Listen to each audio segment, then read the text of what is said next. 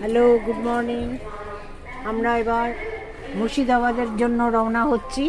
হাওড়া স্টেশনে ট্রেনটা ছাড়বে 8টাতে। এই আমাদের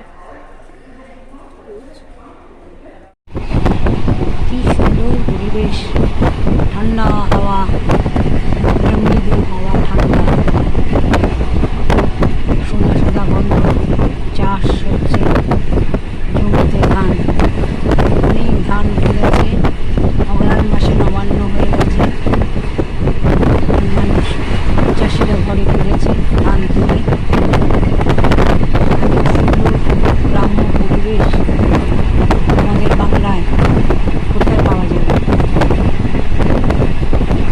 ঘুরতে বেরোলে এইগুলো উপভোগ করা যায়, এই আর কি। সুন্দর পরিবেশ। কপির চাষ হয়েছে, প্রচুর কপি চাষ।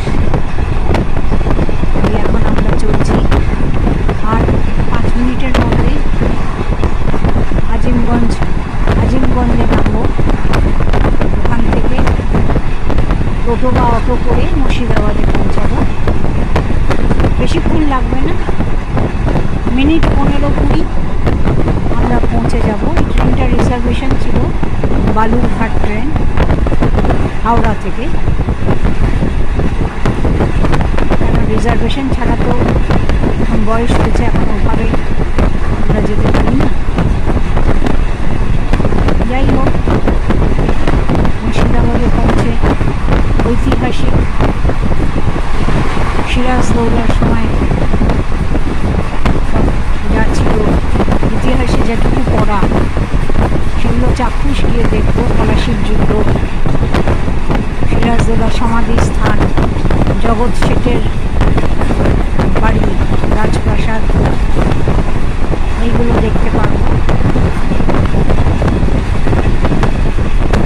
ঠিক আছে বন্ধুরা, আবার মুর্শিদাবাদে গিয়ে কথা হবে। এত লোক যে ছবি তুলবো কি, ভিডিও যে করব, মানুষ এত, তাও কিন্তু এখনও ডিসেম্বর ক্রিসমাসের ছুটি পড়েনি, তাতেই এই অবস্থা। এরপর আরও বাড়বে। যাই হোক, মানুষ তো আসবেই, দেখার জিনিস সবাই দেখতে আসবে, এটাও ঠিক। এই হলো কথা। ঠিক আছে।